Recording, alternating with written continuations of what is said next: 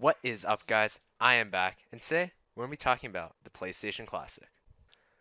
Okay, start things off. What is the PlayStation Classic? Well, if you guys haven't heard, a few days ago, Sony unveiled a trailer for a new console called the PlayStation Classic. It's basically like a SNES Classic or a NES Classic from Nintendo, but with the original PlayStation, which is pretty cool. Um, yeah, I think it's pretty cool. So the system itself, what they've said so far is that it's gonna have 20 games on it. Not all of them have been released yet. The games that they have said, however, are Final Fantasy VII. Obviously, that's probably the best game on the PS1 right now, arguably. Wild Arms, which I've never heard of. you know, but whatever. Tekken 3, again, another popular game for the PS1. Ridge Racer Type 4. That one surprised me because why not Gran Turismo? Gran Turismo is just so much popular on the PlayStation than Ridge Racer. I'm really surprised that Gran Turismo wasn't in their starting lineup. Now I do think they are gonna have Gran Turismo on the system, but it's kind of surprising they put that racing game in front of it in the games that they've said so far. And finally, there's Jumping Flash, if anyone cares about that game for some bizarre reason. Anyway, all I care about Final Fantasy's on there, so I think that's a sold system for many people. So yeah. So more about the system itself. It's gonna be $100, which is kind of a reasonable price, I guess you could say, because if you look at how much the Nintendo consoles have been priced recently, which is $60 and $80, it seems pretty reasonable because it's only $20 more than the SNES Classic, which was the $80. The NES was 60. It still comes with 20 games like the SNES, but the advantage of this thing is it's just a lot more powerful of a system than the SNES because it's 3D. So you can kind of justify why they need a better price. I don't know. I think it's fair price just to be honest with you because a PS2 a PS1 like good one, like I got mine for $20. I had two controllers. That was a really good deal. And then Final Fantasy VII, you could probably find them like at a store for like another $50. So just looking at those two games alone, like at the system and Final Fantasy VII, I mean you are only paying like about $30 more for it, but then you get all these other games extra, and you don't have to go through the hassle of swapping discs, which I know everyone loves about system. So I think the price is kind of fair on the system. Um, and of course it's Sony, so they have to set a release date for December 3rd. I think it's an okay release date. It just gets in there for the holiday season. I definitely think they probably should release it maybe a little bit earlier in November, so people aren't trying to rush to get these things out there. Because by the way, these things are definitely gonna be scalped. Like I don't think they're gonna be scalped to the level of the NES or the SNES Classic, because those have more of a retro feel. But these things are going to be scalped like crazy. Good luck finding one for $100. You're gonna be paying like $500. Good luck. But anyway, I think the release date is pretty good. Just just because it gets in there for the holiday season. They can honestly release this anytime and it would sell well, but just this makes it better because this will probably be the top item this year, unless like a Nintendo releases another classic edition. Um, some more about the console. It does, I believe, come with two controllers for the console, which is better than just like the SNES Classic. The NES Classic actually didn't come with them, which was stupid because most games of that era support couch co-op, but you couldn't actually have couch co-op without paying like an extra $20. So I mean, it was stupid.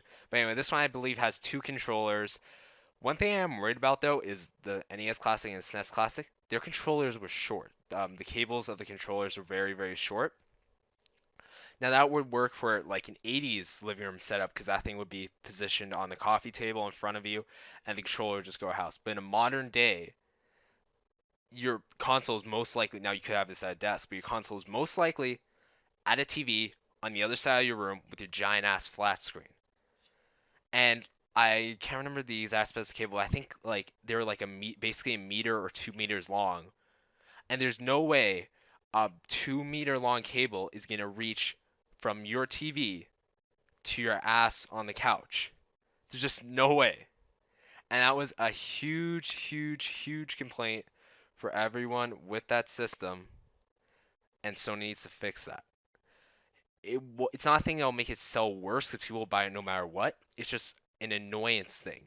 Because why the hell is the cable so short?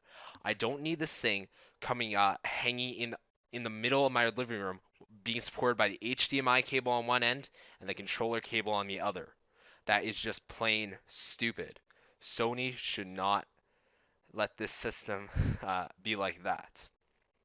Um, and of course, obviously supports HDMI, all that garbage, yada yada yada. Um, I think the system actually looks. Just talking about looks for a second. I think it looks pretty good. They go on the same kind of route as Nintendo, where they're making like a really small system that it can't fit in your palm of the hand like the Nintendo systems. But I think that's not just Sony being lazy. It's just because the system has to be physically more powerful to actually run 3D games, so that's why I think it's slightly bigger. But still 40% smaller, I believe they did say in their trailer, which is a lot smaller than original PS1. If you guys own one of those, so yeah, that's pretty good. And also like obviously it looks like a PS1, but also like the says that how is the same power button and the reset and disk open button actually do something. Like you can actually go off, hit the reset button, reset your system. The open button, instead of opening the disk tray, it lets you select new games, which is a very cool little thing that Sony added. I know not a lot of people will care. They'll probably find it as an annoyance, but I think it's kind of cool because it does give you that very, very, very, very, very, very, very, very, very retro vibe off of the system. So that's pretty cool. In other words, it does. The controllers are in the same place. The cable's still coming out the back. It's the exact same system. In other words.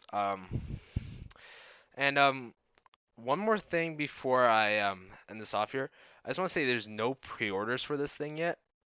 I don't know why. I want, and they haven't said when the pre-orders are gonna come out. I want to know because if you guys want this thing, pre-order it the day the pre-orders come out, the second they come out.